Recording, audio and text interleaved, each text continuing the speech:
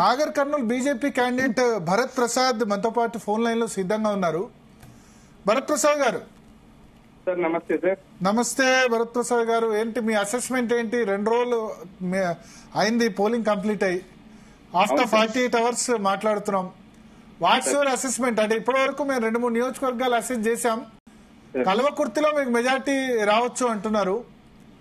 నాగర్ కర్నూల్లో కొంత ఒక 5-10,000 కాంగ్రెస్ కు మెజార్టీ రావచ్చు అంటున్నారు. అలంపూర్ 3 పార్టీల మధ్య టైట్ అంటున్నారు. మీ అసెస్మెంట్ ఏంటి? ఓవరాల్ గా ఎంత మెజార్టీ వస్తుంది? ఏ నియోజకవర్గాలు ఎట్లా ఉంది?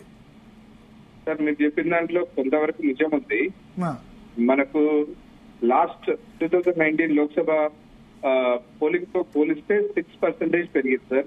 6%. ఓకే. ఎంత పోలింగ్ పర్సెంటేజ్ నమోదైంది? 75? 69% సార్. 69. ఓకే. 69% పోల్ అయింది మీకు. ఇక్కడ ఏమైతుందంటే టైమింగ్ సార్, మార్నింగ్ 7 to 11 ఎంత పోల్ అయింది, 11 to 4 ఎంత పోల్ అయింది, 4 to 6 ఎంత పోల్ అయింది. దాన్ని బట్టి మన ఓటర్ టర్న్అవుట్ ఏమైతుంది అనేది మనం డిసైడ్ చేస్తాం సార్ పార్టీ వైజ్ గా. ఇక్కడ మనకు టోటల్ గా 69.46% ఆల్ అసెంబ్లీస్ లో ఓవరాల్ పార్లమెంట్ లో పోల్ అయ్యి సార్. ఇక్కడ హైయెస్ట్ గా ప్రతి టౌన్ లో ప్రతి మున్సిపాలిటీలో మనకి మినిమం 10,000 లీడ్ ఉన్నాం సార్. ఓకే. అంటే అర్బన్ ఏరియాస్ లో ప్రతి అర్బన్ ఏరియాలో మీకు బీజేపీకి మెజార్టీ ఉంటుంది. 10,000 లీడ్ సార్. ప్రతి మున్సిపాలిటీలో 10,000. ప్రతి మున్సిపాలిటీలో 10,000. అంటే మున్సిపాలిటీలో ఇప్పుడు కొన్ని చిన్న మున్సిపాలిటీలు కూడా ఉంటాయి, 20-25 వేల ఓట్ల దానిలో పోలేదు ఎంత మెజార్టీ? ఇప్పుడు మీకు వనపర్తి మున్సిపాలిటీ ఉంది సార్, అందులో మనకు 18,000 లీడ్ వస్తుంది సార్. 15,000 to 18,000 లీడ్ వస్తుంది అప్రాక్సిమేట్లీ. మీకు కల్వకుర్తి మున్సిపాలిటీలో ఒక 7,000 లీడ్ వస్తుంది, అచ్చంపేట మున్సిపాలిటీలో 8,000 లీడ్ వస్తుంది. ఆ రకంగా ప్రతి మున్సిపాలిటీలో లీడ్ వస్తుంది సార్. అంతేకాకుండా మీరన్నట్టు కల్వకుర్తి, అచ్చంపేట్, నాగర్ కర్నూల్, అలంపూర్, గద్వాల్ ఈ 5 కాన్స్టిట్యున్సీస్ లో బ్రహ్మాండమైన లీడ్ వస్తుంది సార్. ఎక్కడెక్కడ? కల్వకుర్తి, అచ్చంపేట్, గద్వాల్, నాగర్ కర్నూల్, వనపర్తి. ఓకే. ఈ 5 భారతీయ జనతా పార్టీకి లీడ్ వస్తుంది సార్. అంటే మీరు అనేది 5 కాన్స్టిట్యున్సీలో ఉంటారు, 5 మున్సిపాలిటీలోనా? 5 కాన్స్టిట్యున్సీస్ లో వస్తుంది sir, including rural area. Okay. అంటే మీకు మెజారిటీ రాని మీరు ఎక్స్పెక్ట్ చేస్తున్న అలంపూర్ ఒకటి ప్లస్ కొల్లాపూర్ లో 50-50 ఉంటుంది సార్. ఒక +/- ఒక కొల్లాపూర్ లో ఒక 5,000 మైనస్ రావచ్చు. అలంపూర్ ఇంకా అన్ప్రెడిక్టబుల్ గా ఉంది, ట్రయాంగులర్ ఫైట్ అవుతుంది, నోబడీ నోస్ హూ గెట్స్ అని. ఓకే. సో నాగర్ కర్నూలు విషయానికి వద్దాం భరత్ ప్రసాద్ గారు. ఫస్ట్ నాగర్ కర్నూలులో మీరు జనసేనకు అక్కడ సీట్ ఇచ్చారు బీజేపీ. ఓకే. అక్కడ జనసేనకు నాకు తెలిసి 5-6 వేల ఓట్లు కూడా రాలేదు. దిలీప్ ఆచార్యకి ఇక్కడ సీట్ 1,700 ఓట్లే వచ్చినాయి. 1,700 ఓట్లే. ఎస్. సో 1,700 ఓట్ల నుంచి మీకు మెజారిటీ వచ్చే వరకు ఎట్లా పాసిబుల్ అయిందంటారు? ఎందుకంటే ఇప్పుడు నిలబడింది అక్కడ జనసేన కాదు సార్. ఇప్పుడు నిలబడింది అక్కడ ప్రజెంట్ ఎంపీగా 30 సంవత్సరాలు రాజకీయాల్లో ఉన్న రామ్ సార్ గారికి కొడుకు నేను. నాకు ఆ ప్రాంతం మీద పట్టుంది. నేను కూడా 5 సంవత్సరాలు నాగర్ కర్నూలులో జిల్లా పరిషత్ సభ్యుడిగా ఆ జిల్లాకు నిర్వహిస్తున్నా కాబట్టి, లోకల్ వాడిని కాబట్టి నాకు పట్టుంది సార్. అంతేకాకుండా అది మా అమ్మమ్మ గారి ఊరు నాగర్ కర్నూలు. ఓకే. సో నాగర్ కర్నూలులో భరత్ ప్రసాద్ గారు ఎంత మెజార్టీ వచ్చే అవకాశం ఉంది మీ అసెస్మెంట్ ప్రకారం? మీకు ఓవరాల్ గా నాగర్ కర్నూలు నియోజకవర్గంలో అడుగుతున్నాను. Nagarkurnool total constituencies 10,000 to 15,000 sir. 10,000 to 15,000. Okay. కల్వకుర్తిలో ఎంత మెజార్టీ వస్తుంది? 20 అబోవ్ వస్తుంది సార్ కల్వకుర్తిలో. కల్వకుర్తిలో 20 అబోవ్. అంటే ఆచారి ఇటు మీరు ఇద్దరు కలిశారు? మా సొంత ఊరు కల్వకుర్తిలోనే ఉంటుంది సార్. నేను కల్వకుర్తి జడ్పీటీసీగా గత 5 ఏళ్లుగా ప్రాతినిధ్యం వహిస్తున్నాను. ఓకే. ఆచారి కూడా కలిసి పనిచేశారా? అవుట్ రైట్ గా పనిచేశారా? మీకు పనిచేశారు సార్. ప్రతి కార్యకర్త, కింది స్థాయి కార్యకర్త నుంచి ఆచార్య గారి వరకు అందరూ. నేను నిజం చెప్పాలంటే ఇంకా అన్ని పార్టీల వాళ్ళు కూడా సపోర్ట్ చేశారు సార్. అన్ని పార్టీల వాళ్ళు సపోర్ట్ చేశారు. ఎస్పెషల్లీ బీఆర్ఎస్ ఓటు బీజేపీకి బాగా టర్న్ అయింది అంటారు. ఎందుకు నిజమేనా? మధ్యాహ్నం ఓటింగ్ రోజు మధ్యాహ్నం నుంచి బీఆర్ఎస్ ఓటర్ అంతా కూడా చాలా కాన్స్టిట్యున్సీస్ లో బీజేపీకి ఓటేశారంటారు. మీ దగ్గర కూడా అలా జరిగిందా? ఖచ్చితంగా మా దగ్గర ఎక్కువ జరిగింది సార్. ఎందుకంటే మీకు ఒక చిన్న ఎగ్జాంపుల్ చెప్తాను. ఇక్కడ మీకు 5 కాంగ్రెస్ సీట్లు గెలుస్తుంది నాగర్ కర్నూలు పార్లమెంట్ లో. ఓకే. అందులో 4 సీట్లు బీఆర్ఎస్ నుంచి కాంగ్రెస్ లోకి వెళ్ళిన వాళ్ళే గెలిపిస్తారు. ఓకే. సో బీఆర్ఎస్ పార్టీ అంటే నాగర్ కర్నూలులో కూచుకుళ్ళ గెలిచారు. పుచ్చుకుల దామోదర్ రెడ్డి గారి కొడుకు రాజేష్ రెడ్డి గారు గెలిచారు. కల్వకుర్తిలో కత్తిరెడ్డి నారాయణ రెడ్డి గారు గెలిచారు. వనపర్తిలో మెగారెడ్డి గారు గెలిచారు. ప్లస్ అలంపూర్ లో విజయుడు కూడా అలంపూర్లో విజయుడు నేను బీఆర్ఎస్ లో, కొల్లాపూర్ లో జూపల్లి గారు ఇందులో చెల్లె గెలిచారు బీఆర్ఎస్ చెల్లె. సో ప్రజల్లో బీఆర్ఎస్ వ్యతిరేకత స్పష్టంగా కనబడుతూ అదే విధంగా కేంద్రంలో నరేంద్ర మోడీ గారే ఉండాలనే ఉద్దేశంతో పార్టీలకు అతీతంగా మీరు రిజల్ట్స్ వస్తే షాక్ అవుతారు సార్. కాంగ్రెస్ వాళ్ళు కూడా వేశారు. మొన్న కాంగ్రెస్ చేసిన బీఆర్ఎస్ మొదలకూడదామని, కానీ ఇప్పుడు నరేంద్ర మోడీ గారు కావాలని ఓటేశారు. అంటే ఇప్పుడు మీకు ఆర్ఎస్ ప్రవీణ్ కుమార్ ను బీఎస్పీ నుంచి బీఆర్ఎస్ లో చేరడం బీఆర్ఎస్ శ్రేణులు స్వాగతించలేదంటారా? ఆయనను ఎవరూ స్వాగతించలేదు సార్. అన్ని వర్గాలను సమానంగా చూడలేని వ్యక్తి రాజకీయాల్లో పనికిరావడాన్ని ప్రజలందరూ కూడా భావిస్తున్నారు. ఈ రోజు ఒక వర్గాన్ని ఉసుకొలిపి స్వారోస్ అని ఆ పిల్లలందరికీ విచ్చలవిడితనాన్ని నేర్పించి వేరే వాళ్ళ మీద ఎస్సీ ఎస్టీ కేసులు పెట్టమని వాళ్ళకు నేర్పించి సమాజంలో వాళ్ళని జీహాదీలుగా మార్చిన వ్యక్తి ఆర్ఎస్ ప్రవీణ్ కుమార్. ఆయన ఎవరు కూడా స్వాగతించట్లేదు సార్. ఓకే. సో అట్లా కాదు, ఇప్పుడు ఆయన సొంత ప్లేస్ కదా ఆలంపూర్, అక్కడ కూడా ఇంపాక్ట్ ఉండదా? పోయినసారి సిర్పూర్ నుంచి పోటీ చేశాడు ఇక్కడ గత 5 నెలల క్రితం. మీకు ఐడియా ఉంటుంది. బట్ 43,000 ఓట్లు వచ్చాయి ఆయన సిర్పూర్. అక్కడ ఆర్ఎస్ ప్రవీణ్ కుమార్ గారు ఒక మాట చెప్పారు, ట్విట్టర్ లో కూడా ట్వీట్ చేశారు, మీకు కావాలంటే తర్వాత పంపిస్తాను. నా ఇల్లు సిర్పూర్ లో కట్టుకున్నాను, నా శేష జీవితం సిర్పూరే, నాకు సొంత ఇల్లు సొంత ఊరైనా సిర్పూరే, బతుకైనా చావైనా సిర్పూర్ లోనే, నేను లోకల్ సిర్పూర్ కి ఇప్పుడు తెలుసుకున్నానండి, నేను లోకల్ నాన్ లోకల్ ఎవరో అని ఆయన ట్వీట్ చేసి ఆయన ఇల్లు కట్టుకుని గృహ ప్రవేశం కూడా చేసుకున్నాడు. ట్విట్టర్ లో కూడా ఉండదు.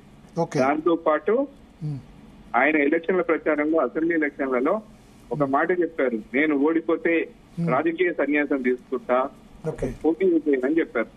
అటువంటి వ్యక్తి బీఎస్పీ లాంటి ఒక బహుజనవాదాన్ని సమానత్వాన్ని కోరుకునే పార్టీని వదిలి ఈరోజు బీఆర్ఎస్ లోకి రావడం, ఆయన ఒక రాజకీయాల్లో ఒక మెసేజ్ పంపించాడు. దిగజారుడు తరానికి ఉదాహరణ ఏంటంటే ఆర్ఎస్ ప్రవీణ్ కుమార్ అని చెప్పారు. సో అంటే అక్కడ బాగా బ్లండర్ మిస్టేక్ అయింది. ఆయన బీఎస్పీ నుంచి పోటీ చేస్తే వేరే విధంగా ఉండేదా? చెప్పలేదు సార్. ఇది బీఎస్పీ నుంచి పోటీ చేసిన కేంద్రంలో ప్రభుత్వం బీఎస్పీ ఎలాగో ఫామ్ చేయలేదు కదా సార్. ఇప్పుడు సో ఒకటి భరత్ ప్రసాద్ గారు, ఇప్పుడు మీరు బీజేపీకే కొత్త, మొన్న 1 మంత్ బ్యాకే, బట్ క్యాడర్ మిమ్మల్ని రిసీవ్ చేసుకుందా? మేము ఇంతకాలం పనిచేస్తున్న వాళ్ళకి కాకుండా కొత్తగా ఆయనకు టికెట్ ఇచ్చారని ఆ విధంగా ఏమైనా డిఫరెన్స్ ఏమైనా చూపిందా సార్? ఇక్కడ క్యాడర్ అందరూ కూడా, మేమైనా క్యాడర్ అయినా యూత్ అంతా కూడా ఒకటే నిర్ణయం తీసుకున్నాము, మాకు నరేంద్ర మోడీ గారు ప్రధానమంత్రి కావాలి భారతదేశానికి. ఆ నిర్ణయంలో భాగమే నేను ఈ పార్టీలోకి రావడం.